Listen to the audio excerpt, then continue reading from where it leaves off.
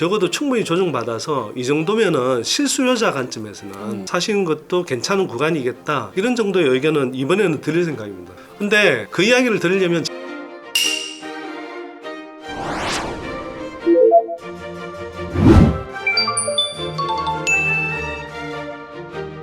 작년에 큰 하락세, 그리고 지금의 부동산 시장 상황을 어떻게 평가하고 계신지도 좀 궁금하고요.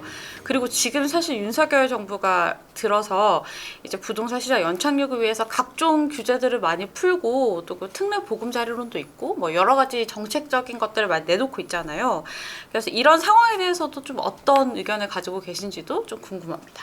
박근혜 정부 후반기에 2014년 하반기부터 빚내서 집 사라 정책을 이제 대대적으로 실시하면서, 그때 재건축 아파트 분양 시장 규제 완화하고 대출 규제 이제 대폭 완화하고 한국은행 압박해서 이제 인위적인 저금리 정책 써서 8년 동안 아주 불필요한 저금리 정책을 시행을 했죠. 이게 이제 글로벌 금융 흐름이 이제 긴축으로 빨리 전환이 되지 않고, 문재인 정부 들어와서 또 계속 무슨 뭐 핀셋 규제니 하면서, 그렇죠. 뭐 말로는 규제라고 하는데 아니 시장 보고 여기는 묶을 테니 여기 공략해라고 알려주는 그런 정책이 어디 있나요? 진짜 멍청한 짓들을 계속 해왔는데, 그러다 보니 시장이 이제 내성이 생기고, 뭐 2018년에 이제 이 지방선거 거치면서 강원순 시장에 이제 뭐 서울 통합개발 등등 뭐 이런 부동산 시장이 불붙어 있는데 이제 기름을 끼얹는, 그래서 뭐 그런 등등의 과정을 보면서 이게 집값이 이래갖고는 못 잡겠구나 이런 생각을 했지만, 저는 그냥 저 같은 사람까지 나서서 집값이 오른다는 이야기를 보탤 이유가 없잖아요.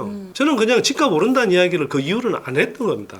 집값이 떨어진다는 걸 계속 고수했다기보다는, 가뜩이나 뭐 재테크 한다는 사람들, 무슨 부동산 투기, 자기가 미리 그쪽에 집 사놓고 사람들 그쪽에다가 집 사라고 해서 우음 올려가서 실제로 집값이 오르는 현상이 나타나죠. 정부에서 그런 사람들 제대로 한번 세무조사는 했나요? 진짜 어이가 없는 그런 판들이 벌어지는 상황에서 제가 그런 사람들 도와줄 일이 있습니까? 그런데 지금은 제가 집값 하락을 다시 전망하잖아요. 네.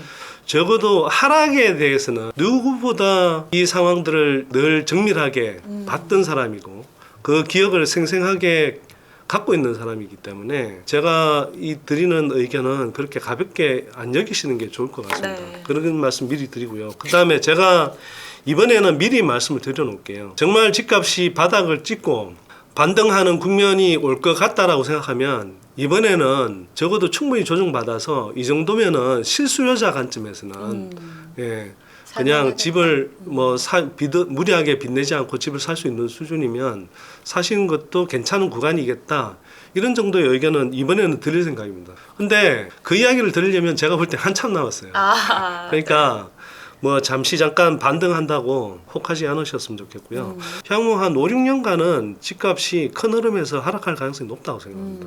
지금까지 한국의 주택시장 사이클을 보면 한 5, 6년 또는 7, 8년 상승을 했다가 그 다음에 한 6, 7년 조정받는, 또는 5, 6년 조정받는 기간이 반복해서 나타납니다. 네. 이게 명목 가격 중심으로 이렇게 보신 분들은 그 사이클이 뚜렷하게 안 보여서 뭐 한국 집값은 늘 계단식으로 오르는 것 아니야? 이렇게 착각하신 분들이 있고, 이게 지나고 나서 큰 흐름에서 과거의 사이클들을 집값 흐름을 보면 한번 방향을 잡으면 짧게는 5, 6년부터 길게는 7, 8년 동안 한 방향으로 움직인다니까요. 근데 이 흐름이 이번에 그냥 한 1년여 조정받고 끝난다? 한국 주택시장 역사에서 1년 정도 조정받고 끝난 주택시장 사이클은 없었어요.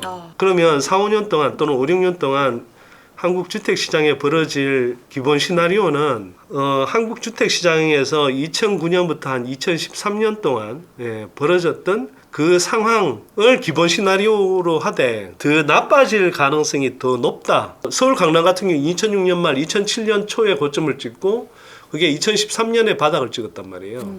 그 사이에 서울의 아파트 뭐 16억 가던 게 뭐 9억까지 떨어지고 그랬었단 말이에요. 고점 대비 40% 떨어졌어요. 많이 떨어졌어요. 많이 떨어진 데는 뭐 45% 거의 반토막 난 것도 있죠. 큰 평형들 같은 경우는. 네. 특히 젊은 분들 안 겪어보셔서 그렇지 빚 잔뜩 지고 그럼요.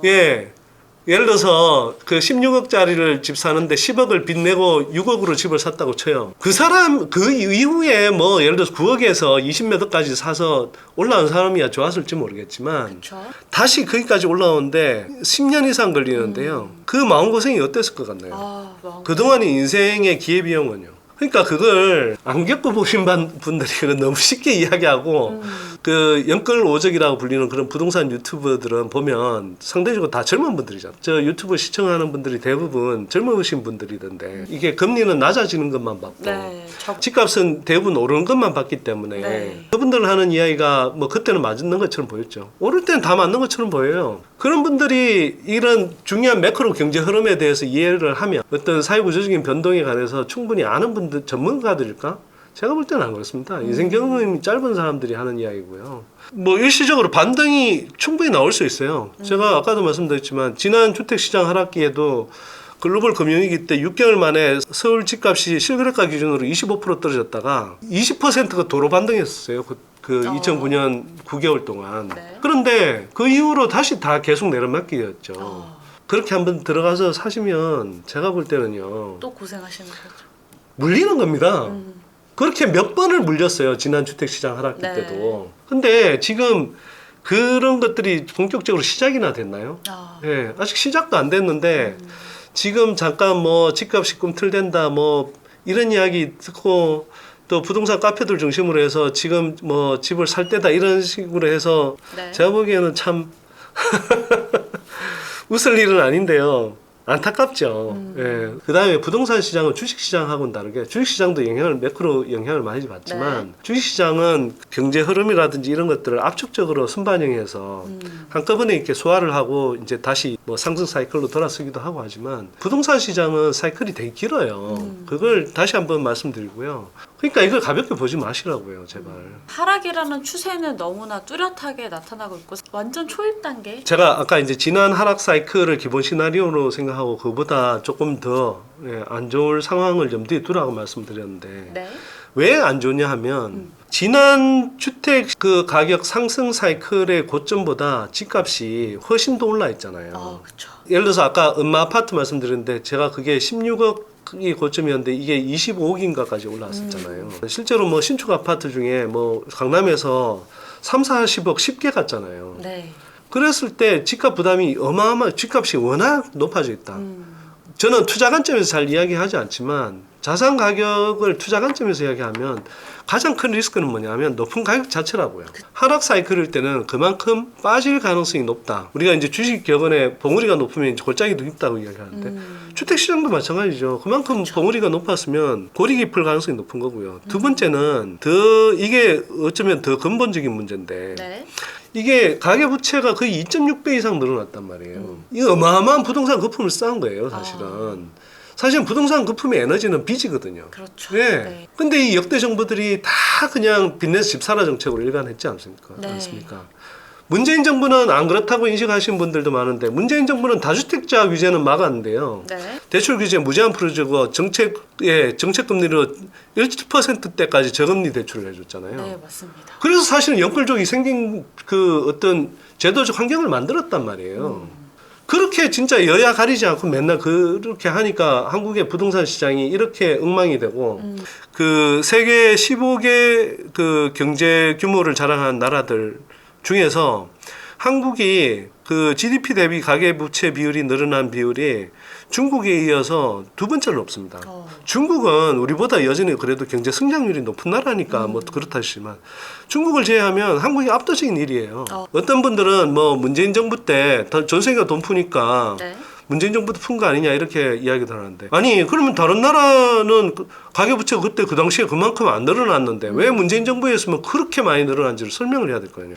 그리고 인구 구조 측면에서도 지난 하락 사이클 때는 본격적인 인구 감소 사이클에 들어가는 게 아니었는데 이번에는요 지금부터 이미 진행이 되고 있는데 네. 그 수요 연령대 가구가 30대 후반 40대 전반 그 다음에 50대 전반 이렇거든요. 네. 그 3개 연령대 합산 가구 수가 지금 가파르게 줄어드는 구간에 들어가요 이미. 그쵸. 들어가고 있어요. 지난 하락 사이클 때보다 더 불리한 구조란 말이에요. 방금 인구 구조에 대한 얘기도 해주셨는데 사실 저도 이걸 너무 여쭤보고 싶었거든요. 이제 대부분의 대담에서는 좀 당장 처한 1년 뒤, 2년 뒤 어떻게 될 것인가 이런 얘기를 좀 많이 하다 보니까 저도 그쪽에 대한 인사이트가 좀 부족했었는데요.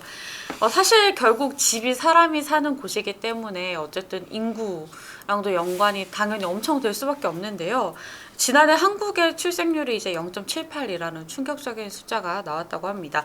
결국 이런 인구 구조가 부동산에 엄청난 밀접한 연관을 끼칠까요? 네. 그 문제만 생각하면 제가 너무 좀 가슴이 답답해서 그래요. 네. 한국은 참 되게 아수라 백작 같은 아수라 백작. 네, 네. 두 얼굴을 가지고 있는 것 같거든요. 한국은 한국 전쟁의 폐허에서 시작해서 수십 년간에 걸쳐서 선진국 단계에 이른 세계에서 거의 유일한 나라거든요. 네. 정말 자랑스러워해야 돼요. 저력이 있는 나라죠. 특히 이제 그 K 컬처 때문에 그렇죠. 예, 네. 어떤 이미지도 되게 좋아져 있는데 이게 한편으로는 한국 사회는 세계에서 전쟁이 터지지 않은 나라에서 이렇게까지 젊은이들이 결혼을 미루고 출산율이 단기간에 급전직하하는 나라, 집단적으로 이렇게 뭐 자살하는 듯한 느낌으로 가는 나라. 저는 이 문제 관련해서도 부동산 문제가 너무 많은 폐해를 끼치고 있다고 생각하는 거예요. 그래서 이게 어떤 분들한테는 그냥 집값이 오르내리고 누구보다 좀 발빠르게 투자해서 조금 더 수입을 더 올리고 하는 식의 문제라고 생각할지 모르겠지만 이게 한국은 기본적으로 이게 인구 구조 측면에서도 저성장한 국면으로 갈 수밖에 없는 나라예요. 네. 그런 상황에서 돈이 자꾸 생산 경제, 우리가 흔히 이야기하는 실물 경제 영역이 자꾸 머물러야 되지. 부동산에 돈이 묶여버리면 네. 플로우로 움직여야 되는데 움직이면서 자꾸 생산 경제를 자극하고 다녀야 되고 그래서 기업은 어딘가 투자를 하고 고용을 해야 되고 가뜩이나 저성장 구조로 가는 단계에서 부동산에 돈이 묶여버린다. 지금 실제로 굉장히 많은 가게의 돈들이 부동산에 묶여 있잖아요. 네. 제가 아까 모두에 그런 말씀 드렸는데 땅값 집값 올라가는데 사람값은 계속 떨어진다는 이야기가 어떤 생산 경제의 3요소로 할 때 토지 노동 자본이라고 할 때 토지라고 하는 부동산에 돈이 고여 있고 자본으로도 충분히 돈이 가지 않는 상태에서 노동이라고 하는 사람한테 네. 돈이 가겠냐고요. 전체적으로 일자리가 줄어들거나 또는 거기에 쓰는 인건비를 최대한 줄이는 방식으로 자꾸 경제 구조가 바뀌어가죠. 그러면 사람들은 더더욱 이걸로는 못 먹고 사니까 코인 투자해야 돼, 주식 투자해야 돼. 이게 바람직하지 않은 거죠. 제가 사실은 저출산 고령사회위원회 뭐 정책운영위원으로도 있었는데 한국 사회에서요 무슨 뭐 다둥이 정책하고 이런 그 지자체들 다둥이 정책하고 이런 것들은 정말 그냥 엉터리 쇼하는 거고요. 사실은 이게 저출산 문제의 핵심은 뭐냐 하면 네. 자녀를 한 명 낳는 사람이 2명 낳게 해줘야 되는 건데 기본적으로 결혼 연령 자체가 늦어져서 그렇습니다. 자, 그러면 결혼을 왜 늦게 하는데? 그러니까 일자리가 부족한 거 또 있지만 집값이 너무 높아서 쉽게 집장만을 못 해요. 맞아요. 뭐 이런저런 뭐 육아 보육 정책 뭐 이런 거 구비한다고 하고 뭐 등등 해봐야 우리 젊은 사람들이 어떻게 결혼을 하겠습니까? 어떻게 결혼을 빨리 하겠습니까?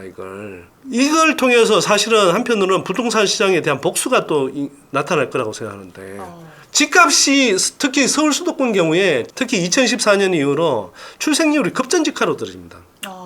이 상관계가 너무 뚜렷하게 나타나요. 근데 여기서 끝나는 게 아니라 많은 사람들이 코로나 시기에 영끌족 그 갭투기 한 사람들이 30대 이하에 몰려있죠. 예, 결혼 연령대이거나 자녀 출산을 앞두고 있는 연령대 사람들이잖아요. 뭐 생활비도 넉넉치 않은데 네. 빚 갚는데 이렇게 돈을 쓰고 나면 자녀를 한 명 더 낳아서 키울 엄두가 잘 나겠어요? 이게 이제는 집을 충분히 사줄 수 있는 그 가구가 넘쳐나겠느냐. 좀 힘들다고 보는 거죠. 이게 인구 구조 측면에서도 향후에는 부동산 시장이 굉장히 불리한 구조로 간다. 근데 제가 또 찾아보니까 인구수 감소가 반드시 주택수의 감소를 의미하지 않는다 이렇게 반론하시는 분들도 계시더라고요. 그건 제가 볼 땐 잘못된 주장 같아요. 뭐 집값 상승기 때는 뭐 그렇게 이야기해도 맞는 것처럼 보였겠죠. 근데 지금은 좀 냉정하게 보실 필요가 있는 게요. 흔히 하는 레파토리는 이래요. 인구는 줄어도 가구 수는 늘어난다. 네. 전에는 3, 4인 가구 위주였다가 이제는 1, 2인 가구가 위주 아니냐. 예를 들어서 늘어난 가구가 1, 2인 가구인데 그 1인 가구가 연령대 측면에서 어떤 가구고 소득 수준 측면에서는 어떤 가구들일까? 대부분은 급속한 고령화에 따라서 배우자와 사별하고 홀로 사는 할머니 할아버지 분들입니다. 물론 집값이 올라서 결혼을 늦추거나 뭐 결혼을 하지 않기로 결심한 뭐 젊은 분들도 있죠. 네, 그렇죠. 자, 그러면 그런 분들의 평균 가구 소득이 얼마나 될까요? 통계청 조사를 보면요. 2인 가구 평균 소득, 2인 이상 가구 평균 소득의 한 40%밖에 안 돼요. 1인 가구의 평균 소득이. 그런 사람들이 지금 서울 기준으로 아파트 가격 10억 원 한다는 거, 이런 것들을 사줄 수 있는 유효 수요일까요? 영어로 effective demand는 말 그대로 구매력과 살 의향뿐만 아니라 구매력을 같이 갖추고 있어야 되는 걸 이야기하는 거고요. want는 내가 사고 싶은 욕구는 있지만 살 수 없는 것. want는 그래서 영어로 결핍이라는 뜻도 있는 거잖아요. 근데 많은 부동산 전문가라는 사람들이 자꾸 이 want를 가지고 demand라고 우기거든요. 아니 배우자하고 혼자 사별해서 혼자 사는 사람들이 어차피 배우자하고 살던 집이 대부분 있는 사람들일 텐데 그쵸. 그 사람들이 다시 뭐 10억대는 새 아파트를 사서 가고 이럴 분들이겠어요. 향후 늘어나는 가구 수는 오히려 주택 시장의 수요가 아니라 공급 주체가 될 가능성이 높습니다. 이건 향후에 늘어나는 그 가구 수는요, 다 60대 이상 그 노령 가구. 그럼 60대 이상 노령 가구가 늘어나면 이 사람들은 집을 살 사람들일까, 집을 팔 사람들일까? 베스트셀러 작가라는 분이 하도 잘못 소개해서 많은 분들이 60대 이상에서도 이제는 고령화되면서 집을 사는 사람들이 많더라, 수요 연령대다, 이렇게 오해하고 계시는데, 통계청에서 내는 가계금융복지조사라는 그걸 보면 연령대별로 부동산 자산 규모가 나와요.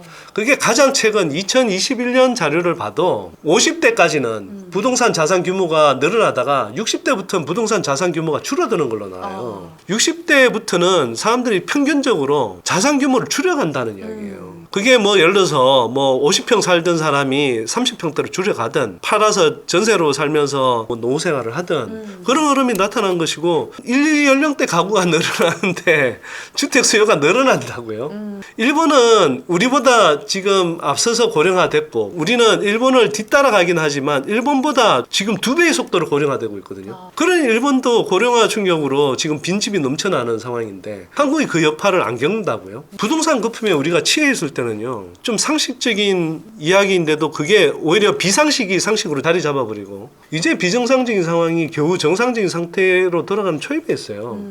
이 상태가 저는 사실 지속되기를 바라고요. 예, 고점에 뭐 연끌 투자하신 분들 입장에서 보면 제 이야기가 너무나 아픈 이야기고 뭐 괴로운 이야기일지 모르겠지만, 지금도 혹시나 그때 지금이라도 집을 사야 되나라고 이렇게 이래저래 그 부동산 시장 언저리에서 기웃기웃거리신 분들은 제 말씀을 좀 참고하시면 좋을 것 같아요. 아까 사실 잠깐 지나가긴 했지만 뭐 영끌 오적, 나아가서 부동산 오적에 대한 말씀도 해주셨는데 그거에 대해서 좀 더 설명을 해주실 수 있나요? 최근에 보면 이제 또 뭐 연끌 오적이라는 뭐 용어가 이렇게 회자되는 모양이더라고요.